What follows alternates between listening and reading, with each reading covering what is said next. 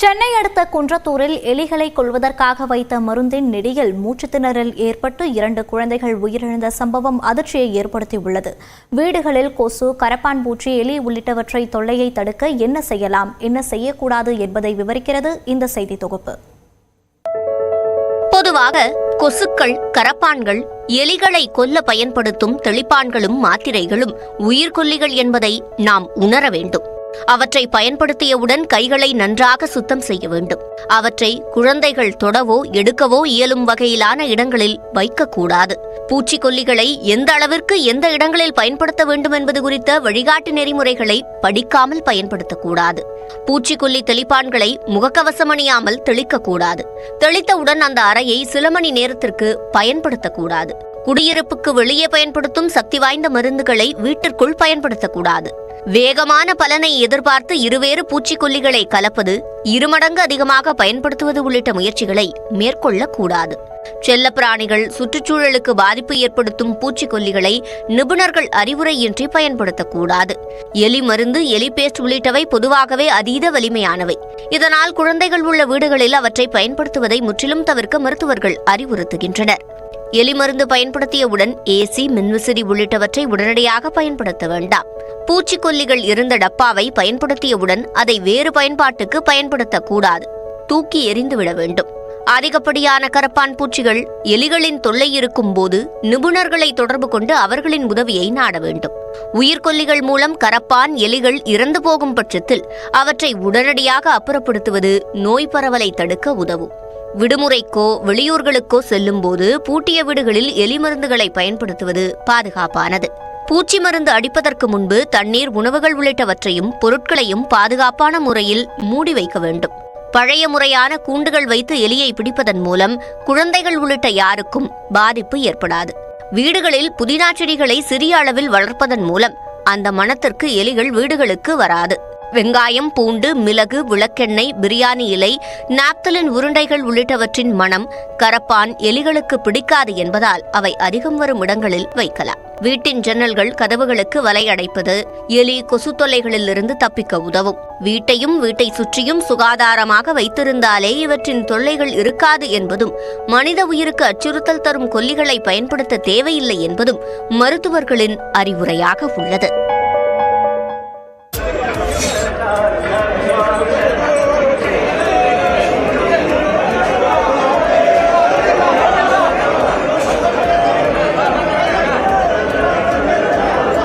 மண்டல பூஜைக்காக சபரிமலை ஐயப்பன் கோவில் நடை நேற்று திறக்கப்பட்டது. மாநில தேவசம்போர்டு அமைச்சர் முன்னிலையில் கோவில் நடையை மேல்சாந்தி உள்ளிட்டோர் திறந்து வைத்தனர். வழக்கமாக மாலை 5 மணிக்கு நடை திறக்கப்படும் நிலையில் முதல் நாளில் தரிசனம் செய்ய 30,000த்திற்கும் மேற்பட்ட பக்தர்கள் குவிந்ததால் 1 மணி நேரம் முன்னதாக 4 மணிக்கே நடை திறக்கப்பட்டது.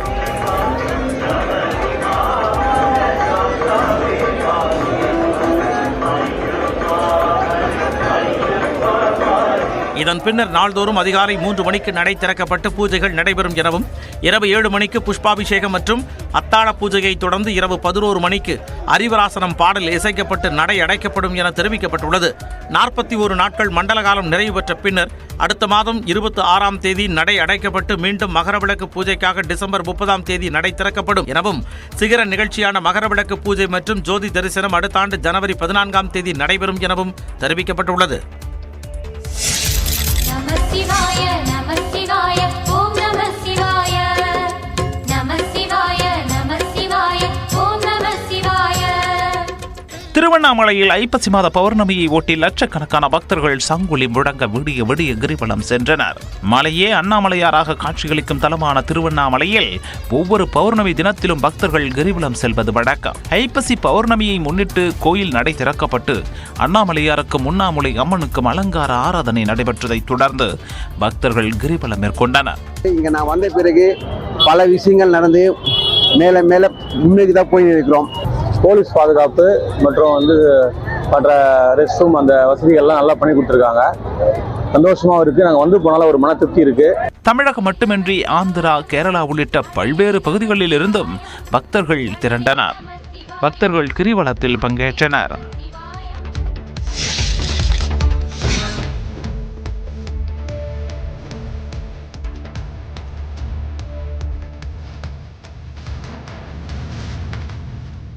ஆரணி அருகே வானுயர உயர்ந்து பக்தர்களுக்கு அருள்பாலிக்கும் சிவலிங்க காட்சிதான் இது. திருவண்ணாமலை மாவட்டம் கண்ணமங்கலம் பேரூராட்சியில் பர்வதவர்த்தினி உடனுரை ராமநாதேஸ்வரர் கோயில் சாமிக்கு அன்னப்படையல் விழா நடைபெற்றது. உணவு தானியங்களால் அலங்கரிக்கப்பட்ட லிங்கத்தை பக்தர்கள் தரிசித்தனர்.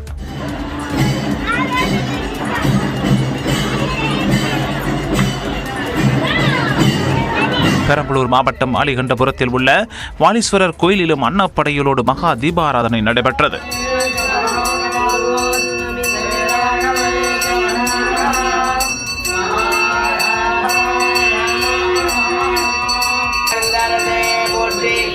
நாமக்கல் மாவட்டம் ராசிபுரம் கைலாசநாதர் கோயிலில் நடைபெற்ற விழாவில் திரளான மக்கள் வழிபட்டனர். முன்னதாக வாசனை திரவியங்களால் ஆராதனை நடைபெற்றது.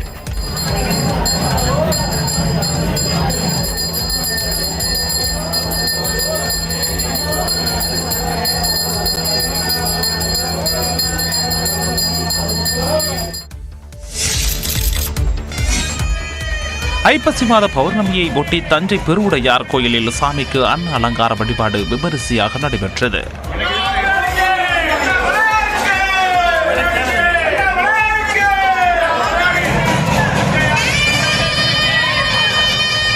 பக்தர்கள் வழங்கிய 1000 கிலோ அன்னத்துடன் 500 கிலோ காய்கள் மற்றும் பழங்களால் அலங்காரம் செய்து மகா தீபாராதனை காண்பிக்கப்பட்டது.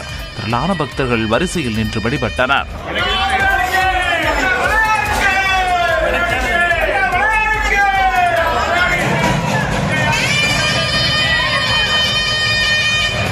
அரியலூர் மாவட்டம் கங்கை கொண்ட சோழபுரம் பிரகதீஸ்வரர் கோயிலிலும் அன்ன அலங்கார படையல் விமரிசையாக கொண்டாடப்பட்டது.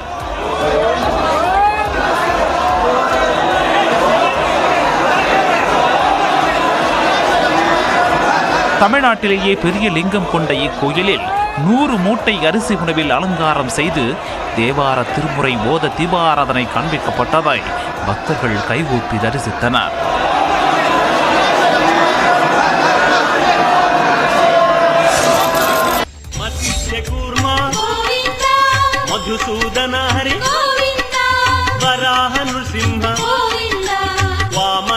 பௌர்ணமியையொட்டி திருப்பதி ஏழுமலையான் கோவிலில் கோலாகலமாக நடைபெற்ற கருட வாகன புறப்பாடு தான் இது. ஒவ்வொரு பௌர்ணமி அன்றும் திருப்பதி மலையில் ஏழுமலையானின் கருட வாகன புறப்பாடு நடைபெறுவது வழக்கம். அந்த வகையில் பௌர்ணமியையொட்டி கருட வாகன புறப்பாடு கோவில் மாட வீதிகளில் நேற்று இரவு 7 மணிக்கு தொடங்கி நடைபெற்றது.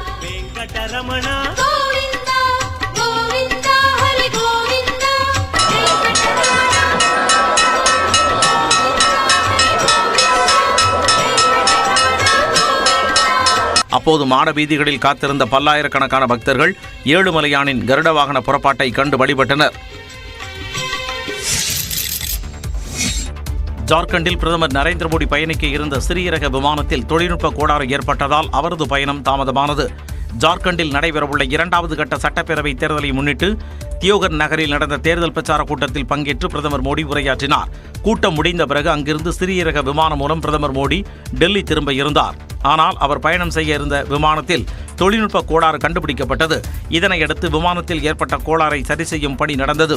அதன் பின்னர் டெல்லியில் இருந்து மாற்று விமானம் வரவழைக்கப்பட்டு அதில் பிரதமர் புறப்பட்டு தலைநகர் திரும்பினார். பிரதமர் விமானத்தில் ஏற்பட்ட கோளாறு காரணமாக அவர் 2 மணி நேரம் தியோகரில் காத்திருக்கும் சூழல் எழுந்தது. அதுவரை அப்பகுதியில் விமானங்கள் பறப்பதற்கு தடை விதிக்கப்பட்டது. பிரதமர் மோடியின் பயண திட்டம் காரணமாக எதிர்க்கட்சித் தலைவர் ராகுல் காந்தியின் ஹெலிகாப்டர் புறப்பட அனுமதி மறுக்கப்பட்டதாக காங்கிரஸ் குற்றம் சாட்டியுள்ளது. ஜார்க்கண்ட் மாநில சட்டமன்ற தேர்தலை முன்னிட்டு பிரச்சாரத்திற்காக கோட்டாவுக்கு சென்றிருந்த ராகுல் காந்தி அங்கிருந்து வேறு நகரத்திற்கு ஹெலிகாப்டரில் புறப்பட திட்டமிட்டிருந்தார். ஆனால் அவரின் ஹெலிகாப்டருக்கு விமான கட்டுப்பாட்டு ஆணையம் உரிய நேரத்தில் அனுமதி வழங்கவில்லை என கூறப்படுகிறது. இதனால் ராகுல் காந்தி ஹெலிகாப்டரில் சுமார் 1 மணி நேரம் காத்திருந்தார். இது தொடர்பாக தேர்தல் ஆணையத்திற்கு கடிதம் எழுதியுள்ள காங்கிரஸ் பொதுச் செயலாளர் ஜெயராம் ரமேஷ் ராகுல் காந்தியின் பிரச்சார பயணத்தை முன்கூட்டியே திட்டமிட்டு அதற்கு தேவையான அனைத்து அனுமதிகளையும் வாங்கியுள்ளதாக சுட்டிக்காட்டினார். ஆனால் மற்ற அரசியல் தலைவர்களின் பயணம் காரணமாக ராகுல் காந்தியின் ஹெலிகாப்டர் பறக்க காலதாமதமாக அனுமதி வழங்கப்பட்டதாகவும் அவர் குற்றம் சாட்டினார். இதனால் ராகுல் காந்தியின் நிகழ்ச்சிகள் தாமதமாகி உள்ளதாகவும் சில நிகழ்ச்சிகள் ரத்து செய்யப்பட்டுள்ளதாகவும் அவர் தெரிவித்துள்ளார். இந்த பிரச்சனையில் தேர்தல் ஆணையம் தலையிட்டு பிரச்சாரத்தின் போது சமநிலையை பின்பற்ற நடவடிக்கை எடுக்க வேண்டும் என ஜெயராம் ரமேஷ் கோரிக்கை விடுத்துள்ளார். மகாராஷ்டிராவில் மத்திய உள்துறை அமைச்சர் அமித்ஷா பயணித்த ஹெலிகாப்டரை தேர்தல் ஆணைய அதிகாரிகள் சோதனையிட்ட நிலையில் தேர்தல் ஆணையத்தின் நடவடிக்கைகளுக்கு பாஜக முழு ஒத்துழைப்பு வழங்கி வருவதாக அவர் பதிவிட்டுள்ளார். மகாராஷ்டிராவில் வரும் 20ஆம் தேதி ஒரே கட்டமாக சட்டமன்ற தேர்தல் நடைபெறவுள்ளது. தேர்தல் நடத்தை விதிகள் அமலில் உள்ள நிலையில் அரசியல் கட்சி தலைவர்களின் வாகனங்கள் தொடர் சோதனைக்கு உள்ளாகி வருகின்றன. அந்த வகையில் அண்மையில் பிரச்சாரத்திற்காக சென்ற சிவசேனா கட்சி உத்தவ் பிரிவு தலைவர் உத்தவ் தாக்கரேவின் ஹெலிகாப்டரில் தேர்தல் அதிகாரிகள் சோதனை நடத்தினர். அப்போது ஆத்திரமடைந்த உத்தவ் தாக்கரே பாஜக கூட்டணி கட்சிகளிடம் இதுபோன்ற சோதனைகளை தேர்தல் ஆணையம் மேற்கொள்வதில்லை என்று குற்றம் சாட்டியிருந்தார். இந்த நிலையில் ஹிங்கோலி சட்டமன்ற தொகுதியில் பிரச்சாரத்தின் போது தான் சென்ற ஹெலிகாப்டரை தேர்தல் ஆணைய அதிகாரிகள் ஆய்வு செய்த வீடியோவை அமித்ஷா பகிர்ந்துள்ளார்.